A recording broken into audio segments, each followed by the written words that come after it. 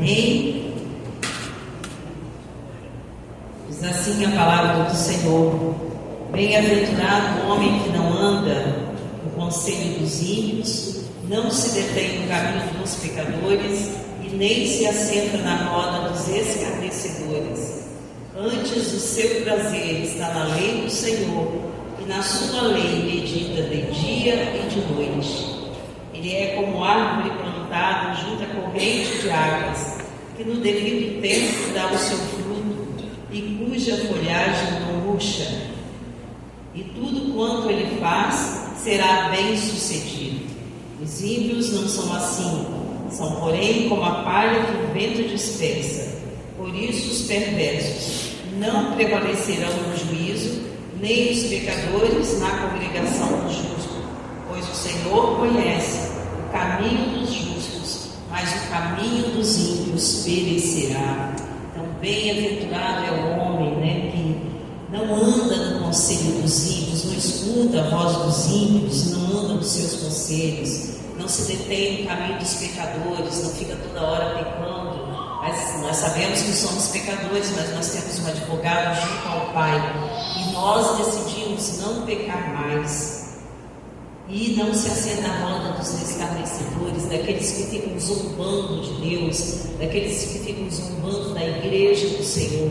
Nós não nos assentamos com eles, amém?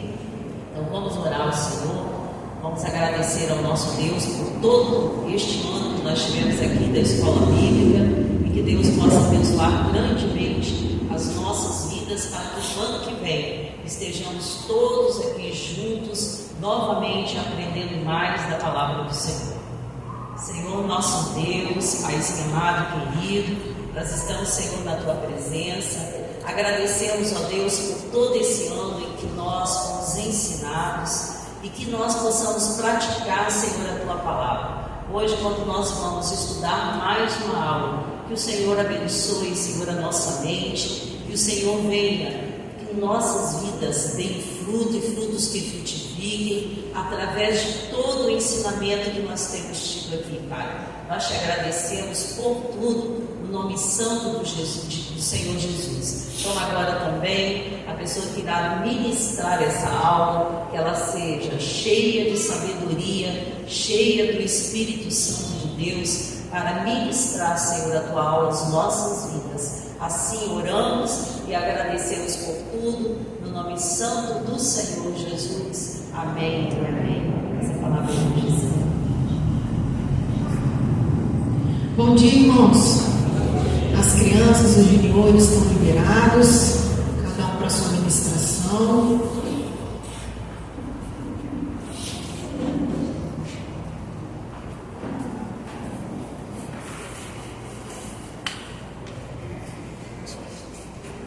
Bom, hoje nós começamos a lição 11 e terminamos, se Deus quiser, a lição 11.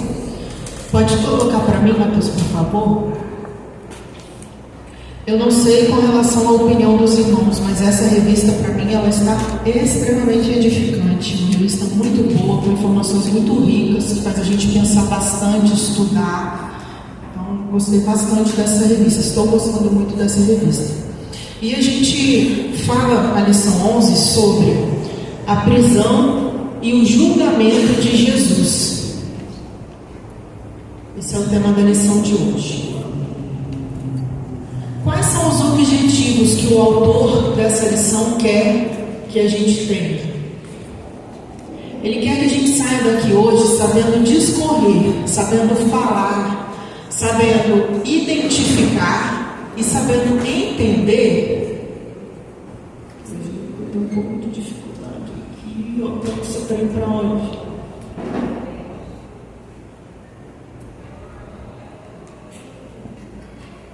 Sabendo discorrer, identificar e entender os 3 atos da paixão de Cristo. A paixão de Cristo, ela acontece em 4 atos. Hoje nós vamos estudar os 3 primeiros e na próxima aula o último ato da paixão de Cristo. E o que a gente entende como sendo a paixão de Cristo? Muitas vezes nós, no meio evangélico, a gente não utiliza muito esse termo. A gente deixa ele mais para os os católicos, que usam bastante esse termo. Mas a paixão de Cristo nada mais é do que o período que engloba o último ciclo de vida de Jesus. São os 7 últimos dias de vida de Jesus. É o que aconteceu nesse período de 7 dias, os últimos 7 dias de Jesus. É o último ciclo da vida de Jesus e que inclui todos os acontecimentos que se passam entre a última ceia, que foi o assunto da última aula, se eu não me engano, e a morte na cruz, que vai ser o assunto da aula que vem. Então, tudo que se passa nesses últimos 7 dias é considerado a paixão de Cristo, ou a paixão de Jesus. E esse termo paixão, ele vem lá no latim, que ele significa sofrimento. Então, toda vez que a gente vê alguém falando, ou a gente lê sobre a paixão de Cristo, é um período de sofrimento de Cristo. E aqui a gente fala um pouquinho sobre os 4 atos da paixão de Cristo.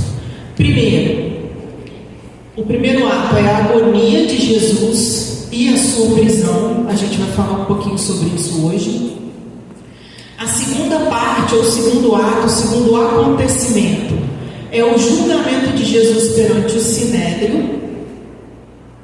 O terceiro ato, o terceiro acontecimento da paixão de Cristo, é o julgamento de Jesus perante Pilatos.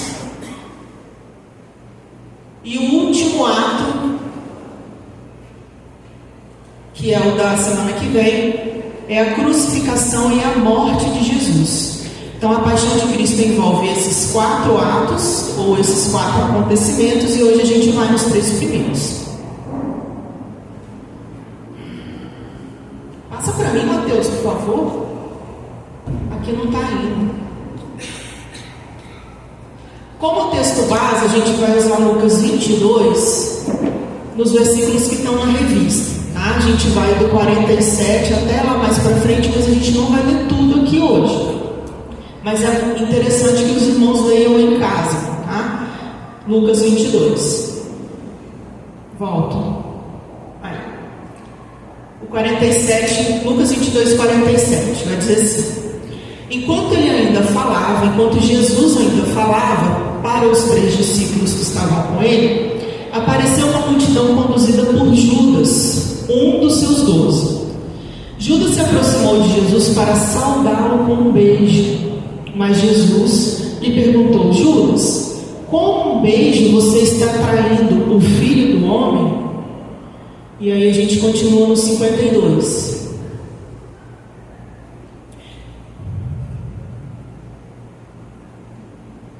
Então Jesus disse aos chefes dos sacerdotes, aos oficiais da guarda do templo e aos líderes religiosos que tinham vindo procurá-lo: estou eu chefiando alguma rebelião para que vocês tenham vindo com espadas e varas? O 53. Todos os dias eu estava com vocês no templo e vocês não levantaram a mão contra mim. Mas esta é a hora de vocês, quando as trevas reinam. E mais para frente, a gente vai para o 66, que diz assim: ao romper do dia, reuniu-se o Sinédrio,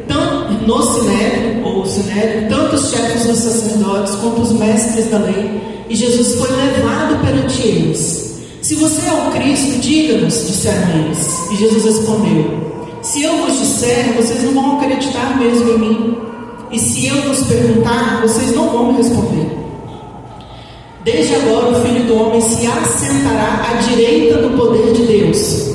Isso Jesus falando no Getsemane, naquele momento que ele estava sendo preso. Então ele já estava falando que desde agora, naquele momento, o Filho do Homem se assentará à direita do poder de Deus. E disseram todos: logo, és tu Filho de Deus? E ele lhes disse: vós dizeis que eu sou. Então disseram: do que mais testemunho a gente precisa? Pois nós mesmos o ouvimos da sua boca. Então o Sinédrio que decide condenar Jesus, porque ele afirma, eles entendem que Jesus afirmou que ele era o Filho de Deus. E passando para o primeiro ato, a gente vê aqui Jesus no Getsemane, que é aquela primeira figurinha que a gente viu, de Jesus, no ato de agonia e prisão de Jesus, que aconteceu essa parte da paixão de Cristo no Getsemane, a agonia e a prisão de Jesus.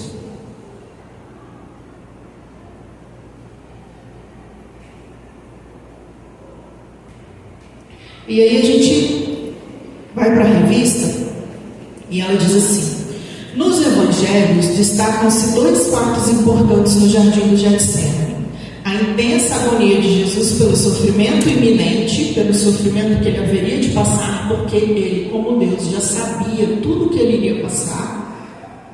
Então a ansiedade, a agonia bate ali para Jesus naquele momento, porque ele também era humano. E a sua prisão, que consolidou a traição de Judas Iscariotes. Lá em Marcos 14, do 32 ao 36, e em João 18:1, a gente vai ver uma citação de Jesus no Getsemane. Passa para mim, Mateus, por favor. Marcos 14, 32 diz assim, e foram a um lugar chamado Getsemane, e disse aos seus discípulos: assentai-vos aqui enquanto eu oro. E tomou consigo a Pedro, e a Tiago e a João, e começou a ter pavor e a angustiar-se.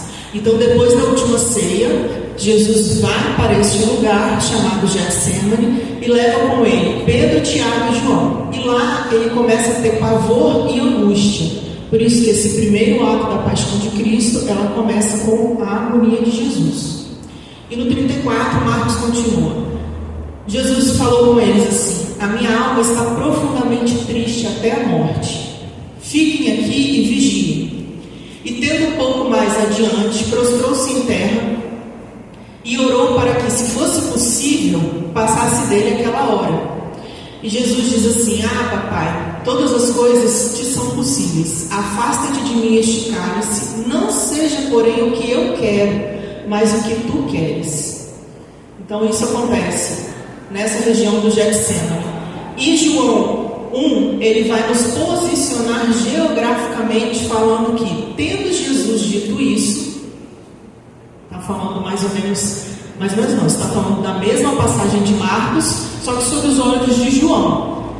E aí ele narra assim: tendo Jesus dito isso, saiu com os seus discípulos para além do ribeiro de Cedron, onde havia um horto, no qual ele entrou junto com seus discípulos. Quando João cita para além do ribeiro de Cedron, ele está falando sobre o Monte das Oliveiras. Quando ele cita essa região do horto, ele está falando sobre o jardim do Getsemane. Tem como apagar essa luz? Por gentileza? Obrigada. O Getsemane, então, muita gente confunde, e é comum a gente confundir, porque em algumas passagens a gente vai ler Getsemane, em outras passagens a gente vai ler Monte das Oliveiras, Montanha das Oliveiras, Jardim das Oliveiras. Então, qual que é essa diferença aí? O Getsemane foi um jardim lá em Jerusalém, lá na região de Israel, existe até hoje, onde Jesus e os seus discípulos oraram na noite anterior à sua crucificação. Foi quando eles saíram da ceia e Jesus leva Pedro, Tiago e João para orar junto com ele, aonde? Na região do Getsemane, que fica aos pés do Monte das Oliveiras.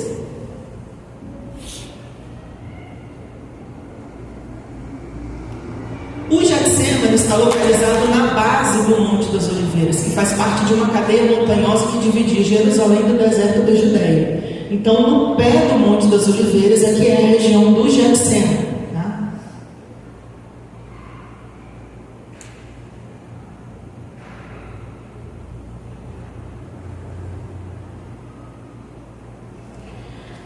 A foto não está com uma resolução muito boa, mas é uma foto mais recente do Jardim das Oliveiras. Aqui embaixo é a região do Getsemane, foi e é até hoje a região do Getsemane, e aqui é a região da montanha ou do Monte das Oliveiras. Essa essa construção aqui, ela foi construída lá em Israel, em cima da pedra onde Jesus orou, onde Jesus passou por esse momento da agonia. Aí ela é chamada de Gruta da Agonia. Então, tanto os cristãos quanto os judeus, quanto os muçulmanos, essa área é muito importante para todos esses três grupos religiosos, muito visitada por esses grupos religiosos, principalmente a Gruta da Agonia, onde tem a pedra lá dentro onde Jesus orou. E também, se a gente for lá em Mateus 5, no Sermão da Montanha, né, que é bastante conhecido entre nós, era daqui que Jesus falava para os seus discípulos e para as pessoas que iam lá ouvir. Ele subia no Monte das Oliveiras, em algum lugar aqui, para ele ficar mais alto que as pessoas e conseguir para a sua voz ecoar melhor, e ele falar os seus sermões, as suas parábolas. Então esse também era o cenário de Mateus 5 e de outros sermões que Jesus fez nessa região. Aqui eu só trouxe a nível de curiosidade as oliveiras que estão lá até hoje. Essas oliveiras, os estudiosos falam que elas têm mais de 2.000 anos, são da época de Jesus. E uma coisa muito curiosa é que a palavra Getsemane, ela deriva do aramaico e ela significa prensa de azeite. Era no Getsemane que as azeitonas eram colhidas no Monte das Oliveiras. Eles colhiam essas azeitonas, desciam para o pé do Monte das Oliveiras. E ali no Getsemane eles tinham vários desses equipamentos, dessas construções, que eram as prensas de azeite.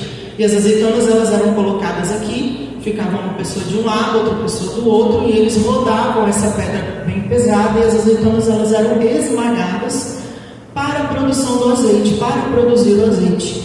O azeite caía aqui no meio desse sulco e ele era colhido ali. E isso faz a gente pensar um pouquinho na profecia messiânica que está lá em Isaías 53, os versos 5 e 6, quando Isaías profetizou, bem antes da chegada de Jesus, o seguinte texto: mas ele foi ferido por causa das nossas transgressões e moído por causa das nossas iniquidades. O castigo que nos traz a paz estava sobre ele, e pelas suas pisaduras nós somos sarados. Todos nós andávamos desgarrados como ovelhas, cada um se desviava pelo seu caminho. Mas o Senhor fez cair sobre ele a iniquidade de todos nós. Então a gente vê Jesus na região do Getsemane, que é um lugar onde as azeitonas são esmagadas, são moídas, são prensadas para produzir o óleo. Óleo na Bíblia representa a unção. E a gente vê aqui Jesus sendo moído e castigado naquela região.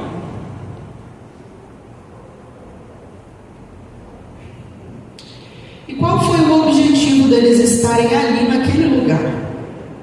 Ao chegarem a um lugar afastado, Jesus revelou aos três discípulos que a sua alma estava profundamente triste, numa tristeza mortal. Ele sabia dos sofrimentos iminentes e consecutivos que viriam: a prisão, os maus tratos e a crucificação. O peso maior que recaía sobre os seus ombros, no entanto, era o fato de que, por um momento, ele se faria pecado por nós, como está escrito lá em 2 Coríntios 5:21. E ele sentiria o abandono do Pai. Então, muitas pessoas, elas acabam se referindo a esse momento de agonia de Jesus, né? Como se Jesus estivesse agoniado e com medo daquilo que ele iria passar, porque ele já sabia do sofrimento que ele enfrentaria. Mas na realidade, Jesus ele fica com medo e agoniado porque ele sabia que quando os pecados da humanidade pesassem sobre ele, o Pai se afastaria dele, porque Deus não habita onde há pecado, e Jesus sairia da presença do Senhor por alguns instantes, e era isso que agoniava Jesus. Quando a gente vai para Lucas 22, diz assim: e saindo foi como costumava para o Monte das Oliveiras, e também os seus discípulos o seguiram. Quando ele chegou àquele lugar, ele lhes disse: orai para que não entreis em tentação. E apartou-se dele cerca de um tiro de pedra e pondo-se de joelhos orava. Então Jesus orava agoniado ali naquele momento, dizendo: Pai, se queres, passa de mim esse cálice, todavia não seja feita a minha vontade, mas a sua. Por quê? Porque ele sabia que o Senhor, o Pai, o Abba, se afastaria dele por alguns instantes. Mas aí, olha o que Lucas conta para a gente no 43. E apareceu-lhe um anjo do céu que o fortalecia. E Deus, como o Pai maravilhoso que é, Ele não permite que Jesus fique sozinho. Ele envia para Jesus um anjo que o fortalecia. E a gente vê nos momentos principais. Pode passar todos para mim, Mateus, se você conseguir, por favor. Obrigada. E a gente vê nos momentos principais da vida de Jesus que Deus envia anjos. Como foi um anjo que anunciou que Maria geraria Jesus, a referência. Foi um anjo que anunciou o nascimento de Jesus, a chegada de Jesus ao mundo, aos pastores de ovelhas. Foram anjos que serviram Jesus quando ele saiu da tentação de 40 dias no deserto. E mais uma vez, Deus providencia o consolo, a fortaleza para Jesus através da companhia de um anjo, como está citado em Lucas 22, 43. A prisão de Jesus, ainda dentro do primeiro ato da paixão de Cristo, a segunda parte do primeiro ato, depois da agonia dele, daquele momento de angústia, vem a parte onde ele é preso. Isso está descrito praticamente em todos os evangelhos, mas a gente vai ficar aqui com Marcos 14. Diz assim: e voltou a terceira vez. Quando Jesus volta a terceira vez aos discípulos, eles estão dormindo de novo. E aí Jesus fala com eles: dormi agora e descansai. Basta, é chegada a hora. Eis que o Filho do Homem vai ser entregue nas mãos dos pecadores. Levantai-vos, vamos, eis que está perto o que me trai. Então Jesus já previa, já sentia que os que iriam o prender estavam se aproximando. E logo falando ele ainda, veio Judas, que era um dos 12, da parte dos principais dos sacerdotes, dos escribas e dos anciãos, e com ele uma grande multidão com espadas e varas. Então Judas leva toda uma força armada com as armas daquela época para efetuar a prisão de Jesus. Ora, o que traía tinha-lhes dado um sinal, dizendo: aquele que eu beijar, esse é, prendei-o e levai-o com segurança. E logo que chegou, aproximou-se dele e disse: Rabi, Rabi, e o beijou. E lançaram-lhe as mãos e o prenderam. Quando a gente lê que tinha ali, Judas levou com ele, né? Aliás, não foi Judas que levou com ele, eles que levaram Judas, que eles que queriam prender Jesus. Então essa grande multidão se reúne e sai junto com Judas, porque quem iria identificar Jesus seria Judas. E aí a gente lê assim, uma pergunta que a revista faz para a gente bastante interessante: Jesus foi preso ou ele se deixou prender? O que vocês acham? Jesus, ele se deixou prender. Ele já sabia de tudo que aconteceria ali, e ele permite. E ele permite essa prisão.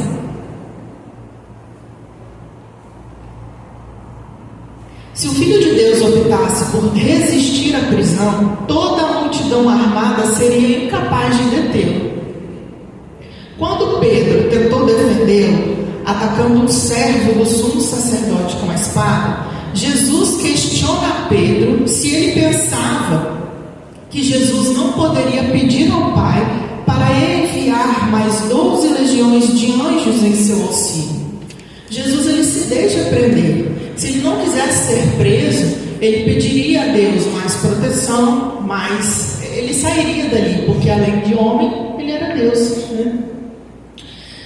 Quando a gente vai ler João 18,6, nessa tradução aqui, que é a Bíblia literal do texto tradicional, que é uma Bíblia que ela tem a tradução literal mais próxima dos escritos antigos, ela traduz da seguinte maneira esse versículo: quando, pois, Jesus lhes disse: eu sou ele, Na maioria das nossas Bíblias está escrito ele sou eu, ou eu sou.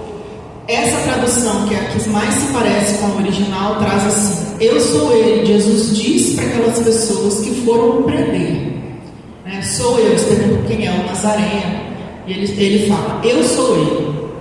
Eles retiraram-se para trás e caíram por terra. Então o que a gente vê aqui? A gente vê Jesus se apresentando para eles como Deus. E o poder de Deus, a divindade, o poder de Deus aqui representado na divindade de Jesus, faz com que esses homens andem para trás, se afastem de Jesus e caiam.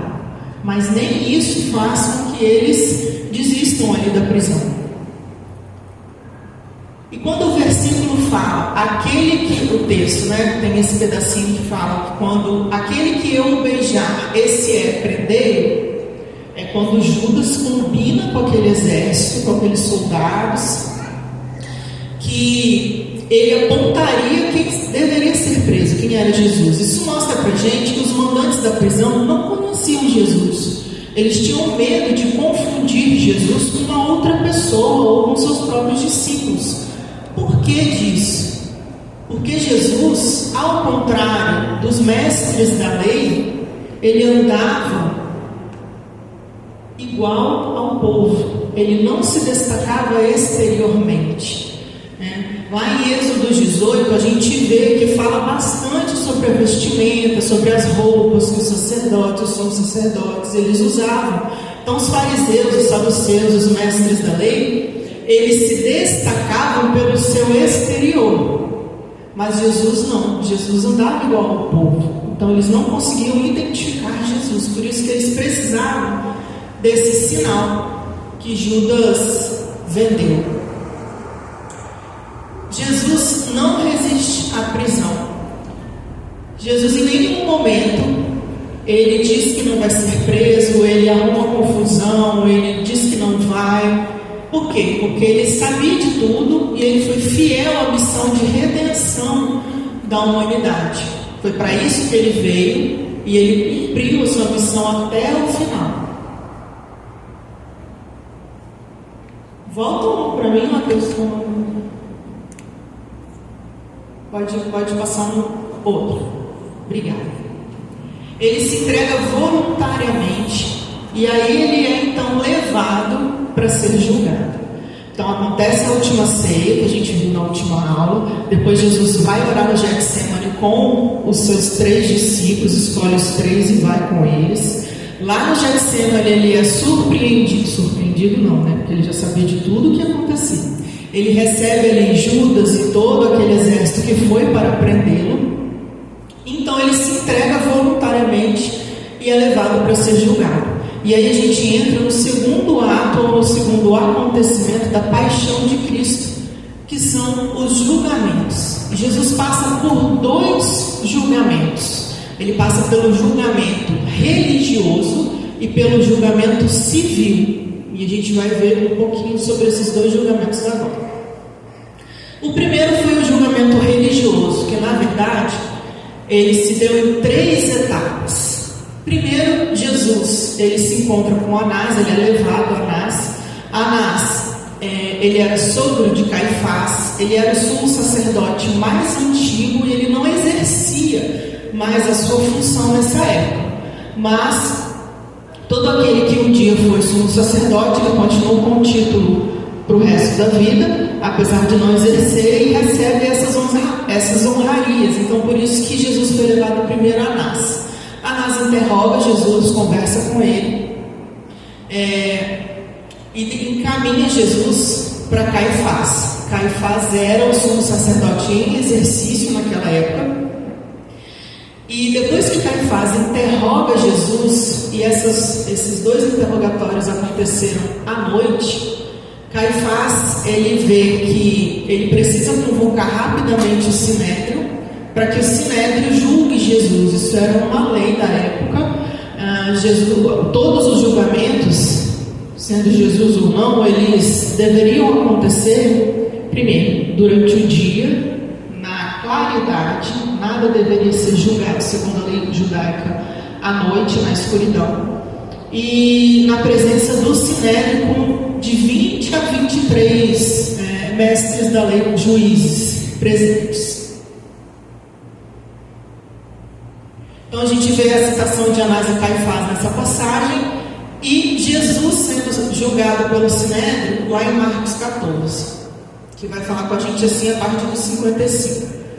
E os principais dos sacerdotes e todo o concílio buscavam algum testemunho contra Jesus para o matar, mas eles não encontravam, porque muitos testificavam falsamente contra ele, mas os testemunhos não eram coerentes. Então eles tentaram, Anás, Caifás e os poderosos da época, os religiosos da época, eles tentaram de todas as maneiras arrumar alguma coisa, alguma condenação para colocar sobre Jesus, mas nem aqueles que foram pagos para falarem contra Jesus conseguiram convencer o Sinédrio.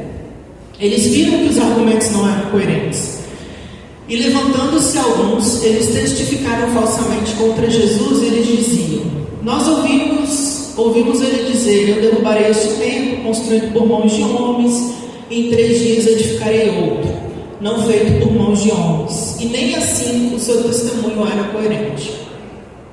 E levantando-se o sumo sacerdote do Sinédrio, ele pergunta a Jesus, Caifás pergunta a Jesus: você não vai falar nada? Você não vai responder nada do que eles estão falando aqui contra você?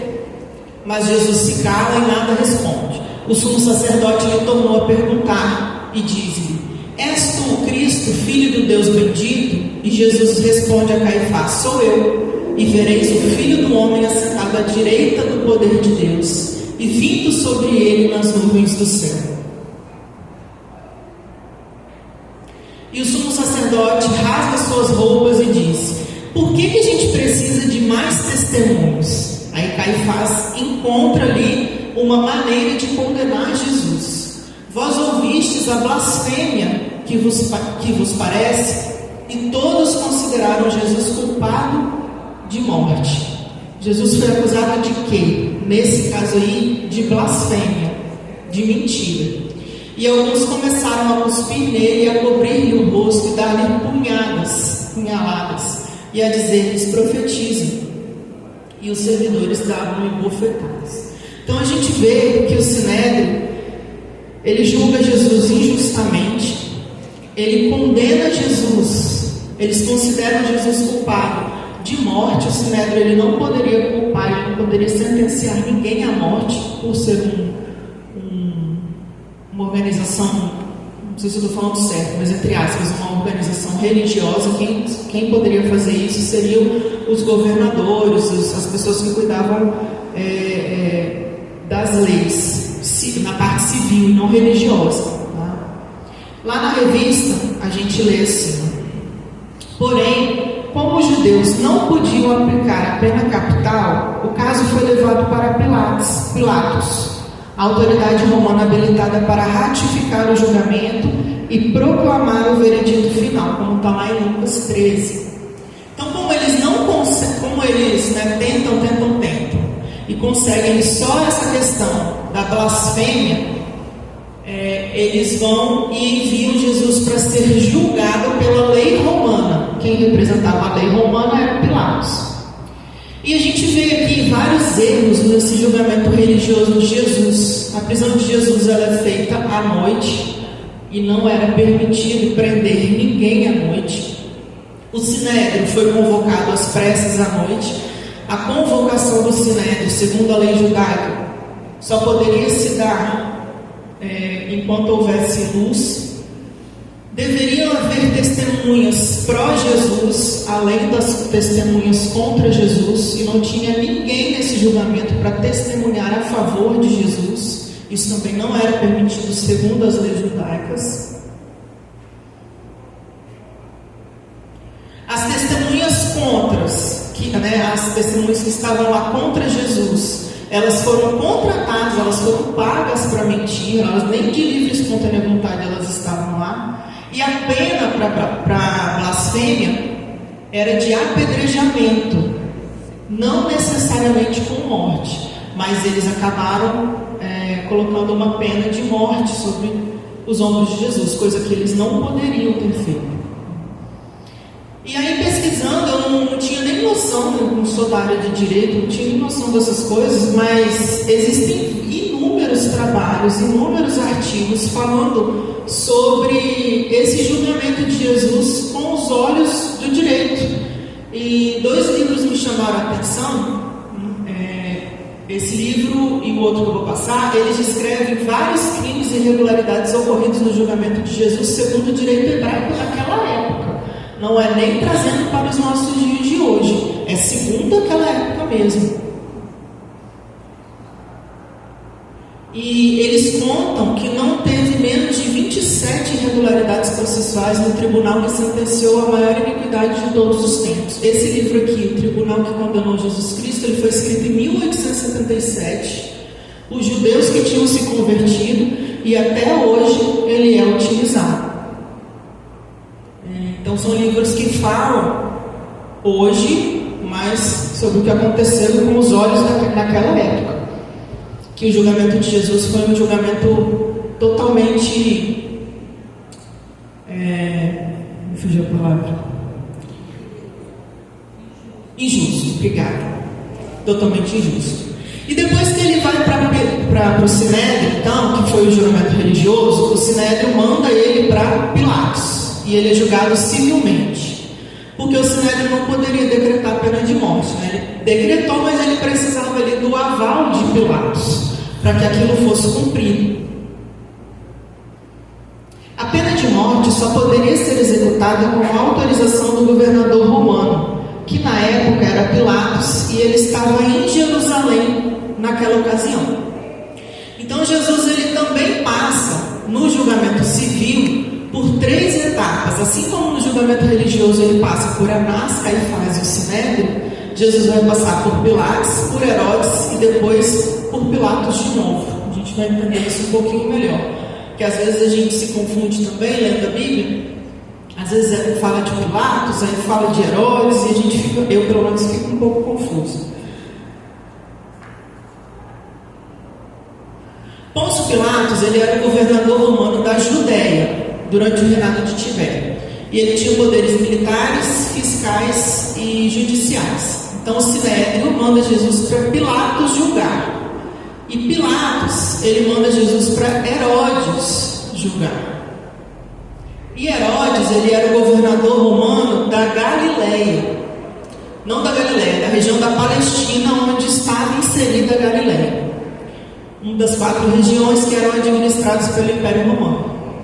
Como que se deu, aqui a gente olhando o mapa da região de Israel, né, aqui a gente tem a região de Gaza, aqui a gente tem a região da Judéia, e a região da Galileia eram regiões separadas, então eram regiões administradas por governadores diferentes, governadores romanos diferentes. Por isso que ele vai para um, vai para o outro, volta para o outro, por questões políticas da época, tá? Então, primeiro Jesus vai, o Sinédrio envia Jesus para ser julgado por Pilatos, e Pilatos envia Jesus para Herodes. Por quê? Porque durante esse primeiro interrogatório que Pilatos faz com Jesus, ele entende que as acusações que o Sinédrio colocava em cima de Jesus não infringiam o código romano. Pilatos, na realidade, ele entende que Jesus foi acusado por coisas religiosas. Ele não poderia julgar Jesus, condenar Jesus. Pilatos ele fica procurando um motivo para conseguir fazer o que o Sinédrio tinha indicado para ele fazer, que era condenar Jesus à morte, mas ele não encontra. Ele encontra só acusações religiosas, que não cabe aqui pena de morte naquela época. E aí, conversando com Jesus, ele descobre que Jesus era da Galileia, da região da Galileia, que é uma outra região que Pilatos não tinha poder político sobre ela. Por isso ele envia Jesus para Herodes, porque Herodes era o governador que cuidava da região da Galileia.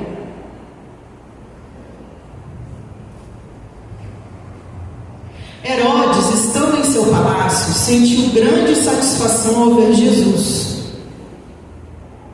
Desculpa, vou começar de novo. Pilatos enviou a Herodes, que tinha jurisdição sobre a região e estava mais familiarizado com as leis judaicas e as questões religiosas.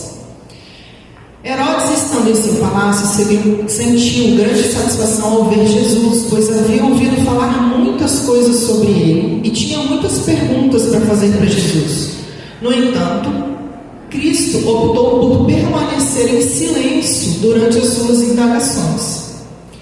Diante das persistentes acusações dos líderes religiosos lá do Sinédrio, ao invés de resolver a questão, Herodes decide ridicularizar o Messias, vestindo-o com uma roupa